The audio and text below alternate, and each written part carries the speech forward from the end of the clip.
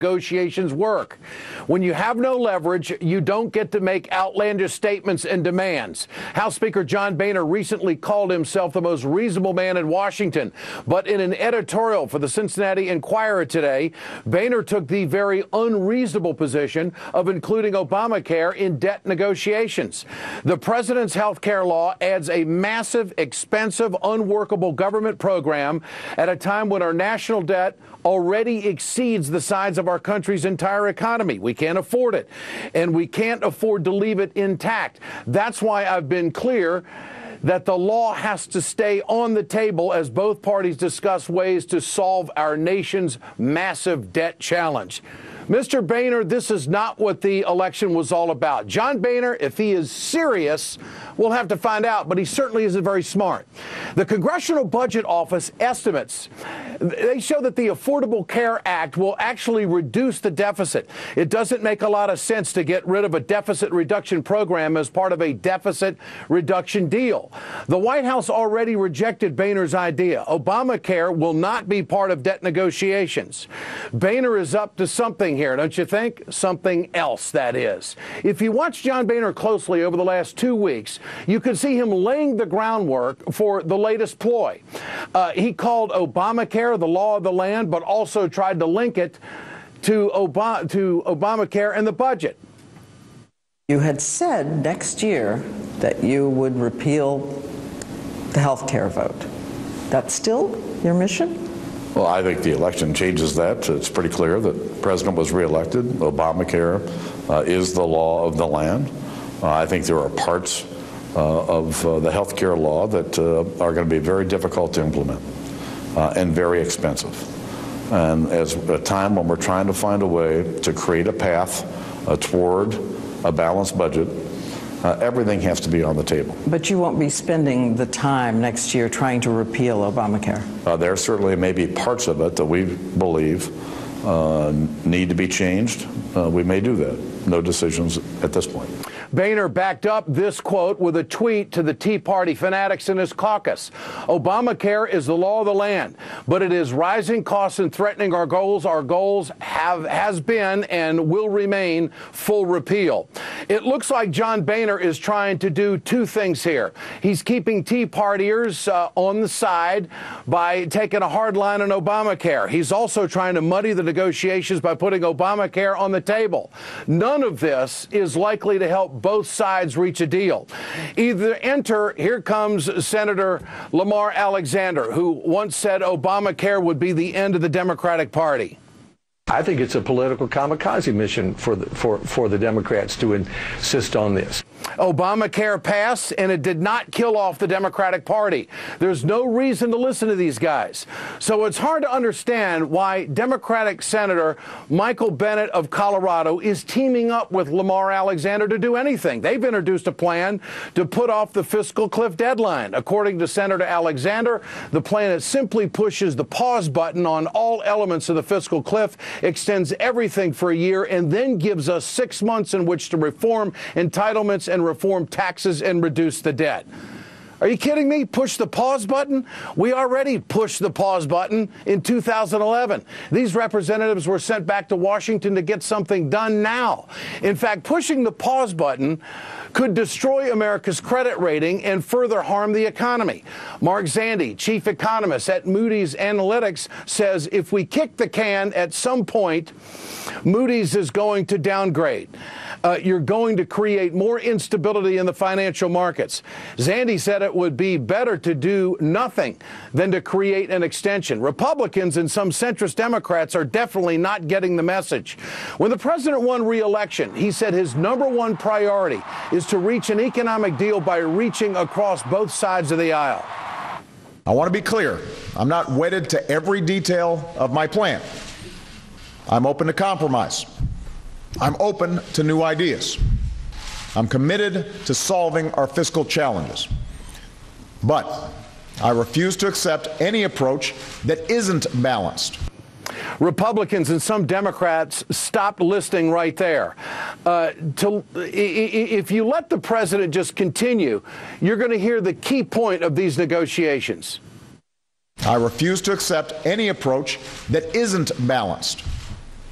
I am not going to ask students and seniors and middle-class families to pay down the entire deficit while people like me making over $250,000 aren't asked to pay a dime more in taxes.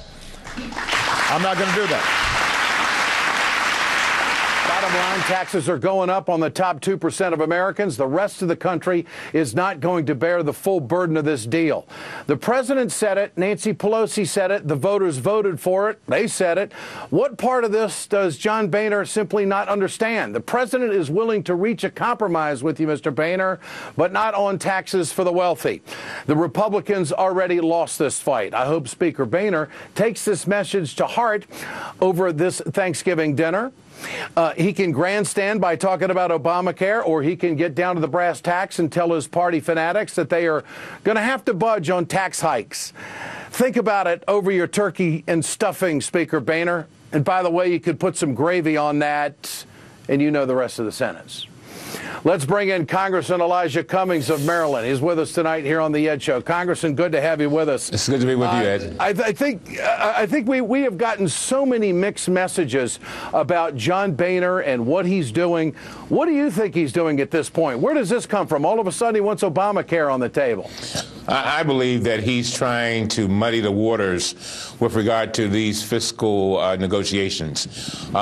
Clearly, the Tea Party lost in this election, no doubt about it. The people have spoken.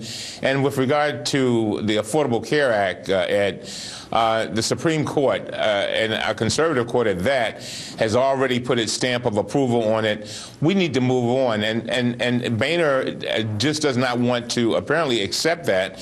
And I think he is trying to send a message to the Tea Party that, you know, he's got something here he wants to continue to fight over. But we need to let this go. Keep in mind that we've voted on this repealing of the act some 30-some times already. And the American people clearly want it intact. And you know what? We got to go back to why the Affordable Care Act was put in place. I mean, it is a system, our present system is not working. And now the American people, my constituents, simply want us to get stuff done. And you cannot get it done, Ed, by constantly going back and trying to do away with laws that have already been enacted. Are the Republicans just testing the resolve of the Democrats? I think so. I think so, and we've got to stand up. And I'm hoping that the president, as he moves around, will go to the various districts and remind people and inform them of how important these negotiations is, and how important it is that we have a fair and a very balanced kind of approach here, and that there must be revenues. The tax rates must go up. And I think we have to be very careful with regard to entitlements, because, Ed, you know, a lot of people don't realize it, but we're in a situation where a lot of people don't have jobs. A lot of younger people are not getting jobs for a while. And so what is going to happen with regard to something like, for example, Social Security, is that's going to affect them at the point that they do retire. In other words, the benefits will be less. So, and with regard to Medicare, there are easy ways to address that. And we need to deal with those two matters. And I know we will. But again, putting this on the table, no, we can't do it. Well, this is going to call out the Democrats, no question about it. Oh, no doubt about it. It's going to test the resolve. It's going to test the resolve of the Democrats. And we've got to stand up and be Democrats. The people have said to us, please stop the bickering, go out there and stand up for the middle class. That's what all the polling shows. That's what the election showed. And I'm hoping that Mr. Boehner, Speaker Boehner, will join us and say to the Tea Partiers, look, you know, we've got to move on. The country cannot be stagnant, standing in one place. We can't do it. Well, Congressman, what about moving on with the likelihood of a kick the can down the road type of deal where there would be some kind of temporary extension? You think Democrats would fall prey to that? I hope not. I want us to get a deal done. But I can tell you that a bad deal I'd rather have no deal than a bad deal. And so I don't know exactly how to, I mean, if the Republicans playing these games, we may very well go into 2013. But I'm hoping that we'll be able to resolve it, because Zandy is absolutely right. The more we show that we can't get things done in Washington, that means borrowing becomes even more expensive, Ed, and that means that our fiscal problems get even worse. And you said it a moment ago. Going back to the Affordable Care Act. The Affordable Care Act reduces the deficit. So the question is what games are being played? And I mean, basically what I'm saying to the Speaker is please don't play games. Exercise the leadership that I know you're capable of, and stand up and let folks know that we've got to move forward. Okay. Congressman Elijah Cummings, great to have you with us tonight. Good to be with you, Appreciate your time here on The Ed Show. We have an update on our report.